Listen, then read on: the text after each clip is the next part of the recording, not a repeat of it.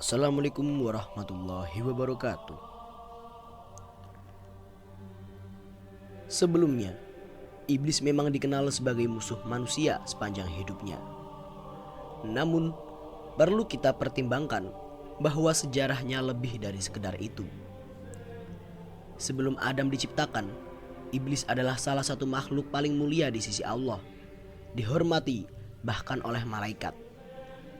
Allah memberinya kemuliaan dengan memungkinkannya untuk menyembahnya, dan dia digolongkan di antara para malaikat yang terdekat.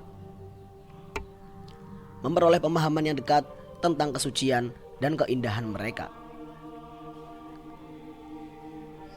Menurut Imam Al-Ghazali, pada masa itu iblis sungguhlah mulia. Di berbagai langit ia memiliki nama-nama yang mencerminkan keagungan dan ketulusan ibadahnya. Dia dikenal sebagai Al-Abid, atau yang bermaksud orang yang beribadah dengan tekun. Az-Zahid yang bermaksud orang yang zuhud. Al-Arif yang bermaksud orang yang memiliki pengetahuan dalam tentang Allah. Al-Wali yang bermaksud wali Allah. At-Taqi yang bermaksud orang yang bertakwa. Al-Khazin yang bermaksud penjaga yang setia, dan Azazil. Namun di Lauhul Mahfuz, nama yang tercatat adalah iblis. Kisah iblis menunjukkan bahwa kemuliaan tidak selalu menjamin kesetiaan. Meskipun awalnya mendapat kasih sayang Allah, kejatuhan iblis menjadi peringatan bagi kita untuk tidak terlena oleh kedudukan atau keistimewaan. Penting bagi kita untuk tetap teguh dalam ketaatan kepada Allah, sehingga tidak mudah terjerumus dalam tipu daya iblis. Diceritakan bahwa iblis dulunya adalah seorang ahli ibadah yang taat. Ia tidak pernah membangkang atau mengeluh terhadap perintah-perintah Allah. Iblis bahkan bersujud kepada Allah Subhanahu wa Ta'ala selama 1000 tahun lamanya, menunjukkan kesungguhan dan ketekunan dalam ibadahnya.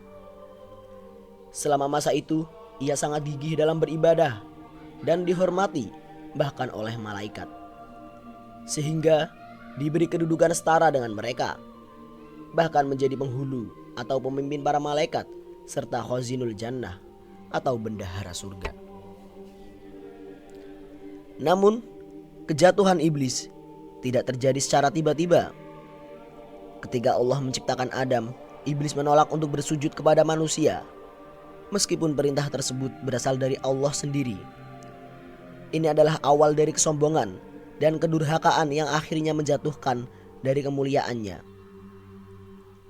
Iblis menolak untuk tunduk kepada ciptaan Allah yang baru ini, merasa bahwa kedudukannya yang mulia seharusnya membuatnya lebih istimewa daripada manusia.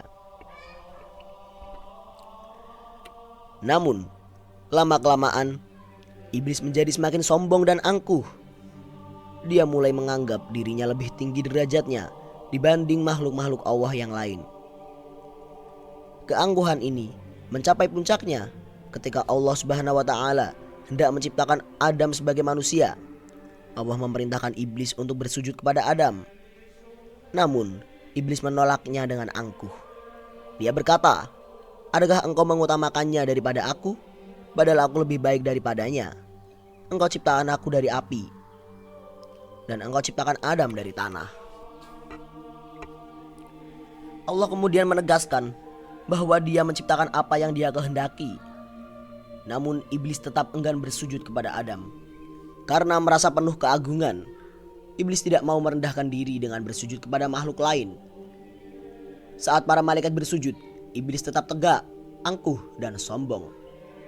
Meskipun malaikat telah selesai bersujud, iblis tidak menunjukkan penyesalan atas sikapnya yang durhaka terhadap perintah Allah. Dia tetap berdiri tegak dan berpaling dari para malaikat yang tengah bersujud. Iblis tidak hanya menolak perintah Allah, tetapi juga tidak merasa menyesal atas kebanggaan dan pembangkangannya. Kemudian Allah mengubah wujudnya dari keindahan yang luar biasa menjadi bentuk yang sangat tidak menyenangkan. Allah mengubah wajahnya yang awal sangat indah dan berseri menjadi seperti wajah babi hutan. Kepalanya dibentuk menyerupai kepala unta, dadanya menonjol seperti daging yang menggantung di atas punggung, dan di antara dada dan kepala terdapat wajah seperti kera. Matanya terbelah dan di sepanjang permukaan wajahnya terdapat lubang hidung seperti ceret tukang bekam. Bibirnya menyerupai bibir lembu dengan taring-taring yang menonjol seperti taring babi hutan. Janggutnya terdiri dari 7 helai. Setelah itu, Allah Subhanahu wa Ta'ala mengusirnya dari surga, bahkan dari langit, dan menjauhkannya ke beberapa jazirah yang tidak akan ditemukannya jalan untuk kembali ke bumi, kecuali dengan cara menyembunyikan diri. Allah melaknatnya hingga hari kiamat karena ia telah menjadi kafir. Meskipun sebelumnya iblis memiliki keindahan yang luar biasa, penuh dengan ilmu dan ibadah, serta menjadi kebanggaan para malaikat dan pemimpin mereka, ia kehilangan semua itu. Segala keindahan dan kebesaran yang dimilikinya tidak memberinya jaminan apapun. Ketika Allah membalas tipu daya iblis, malaikat Jibril dan Mikail menangis. Allah Subhanahu wa Ta'ala kemudian berfirman kepada para malaikat, "Apakah yang membuat kamu menangis?" Para malaikat menjawab, "Ya Allah, kami tidaklah aman dari tipu dayamu." Allah kemudian berfirman kepada malaikat, "Begitulah, aku jadikan engkau berdua tidak aman dari tipu dayaku." Setelah diusir dari surga, iblis berkata, "Ya Tuhanku, engkau telah mengusir aku dari surga disebabkan Adam. Aku tidak akan menguasainya melainkan dengan penguasaanmu." Allah berfirman kepada iblis, "Engkau dikuasakan atas dia, yakni atas anak cucumu." Iblis memohon lagi, "Tambahkanlah lagi untukku."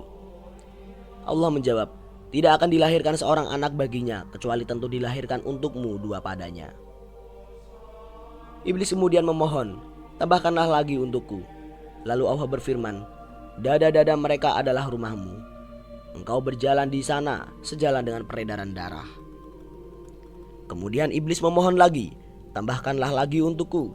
Maka Allah berfirman lagi, yang bermaksud kerahkanlah terhadap mereka pasukan berkuda dan pasukan yang berjalan kaki. Ini menunjukkan perintah untuk menyerang manusia dengan segala cara, baik dengan kekuatan militer maupun dengan berbagai strategi yang tersedia.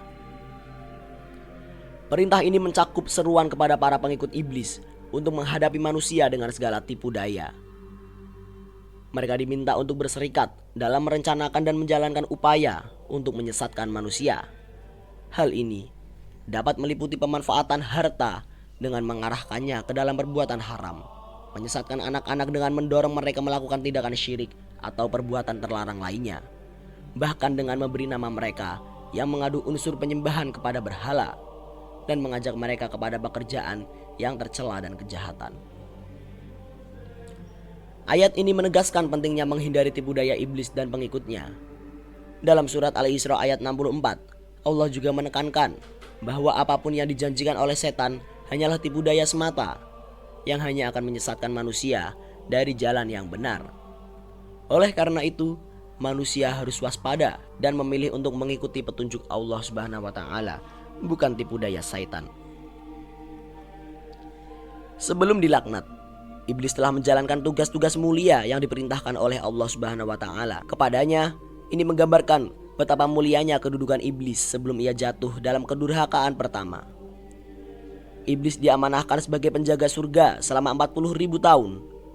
Dalam masa itu, dia bertanggung jawab menjaga keamanan dan kesucian surga atas perintah Allah Subhanahu wa Ta'ala. Kedua, iblis hidup bersama dan bergabung dengan para malaikat selama 80.000 tahun. Ini menunjukkan bahwa pada awalnya iblis hidup dalam kesucian dan kesempurnaan, berdampingan dengan makhluk-makhluk suci seperti malaikat. Ketiga, iblis diangkat menjadi penasehat selama 20 tahun. Di sini, iblis memiliki peran penting dalam memberikan saran dan bimbingan kepada malaikat dalam menjalankan tugas mereka. Yang keempat, iblis menjadi pemimpin malaikat karubiyin selama 30.000 tahun. Sebagai pimpinan, dia bertanggung jawab atas kelompok malaikat tertentu dan memimpin mereka dalam melaksanakan tugas-tugas yang diberikan Allah. Kelima, iblis melakukan tawaf mengelilingi arsy bersama para malaikat selama 14.000 tahun. Tawaf ini menunjukkan penghormatan dan pengabdian kepada Allah yang dilakukan secara terus-menerus. Total, iblis beribadah dan menjalankan semua perintah Allah selama kurang lebih dari 185.000 tahun. Selama masa ibadahnya, iblis tidak merasa lelah atau mengeluh Ia menjalankan tugas-tugas tersebut dengan penuh ikhlas, tanpa ada niat selain untuk meraih keridhaan Allah semata. Pada masa itu, malaikat dan makhluk lain memberikan gelar-gelar mulia kepada iblis. Salah satunya adalah Al-Aziz, yang berarti makhluk yang termulia. Ada pula yang memberikan gelar Az-Zazil, yang berarti panglima. Menurut kitab tafsir Munir dan suami Edias, iblis beribadah kepada Allah Subhanahu wa taala selama 80.000 tahun dengan melakukan tawaf di Baitullah Makmur yang mengelilingi arsy selama 14.000 tahun. Oleh karena itu, di langit pertama sampai ketujuh, iblis sangat dihormati oleh para malaikat dan makhluk lainnya di seluruh alam semesta, mulai dari bumi hingga langit, dari Baitul Makmur hingga arsy, dan sebagainya. Mereka semua menghormati iblis sebagai makhluk Allah yang sangat terhormat dan mulia.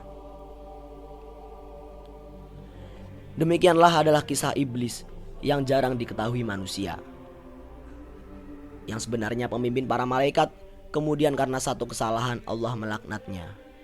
Semoga kita terhindar dari kezaliman para iblis, dan kita selalu didekatkan kepada Allah Subhanahu wa taala. Sekian dari kami. Wassalamualaikum warahmatullahi wabarakatuh.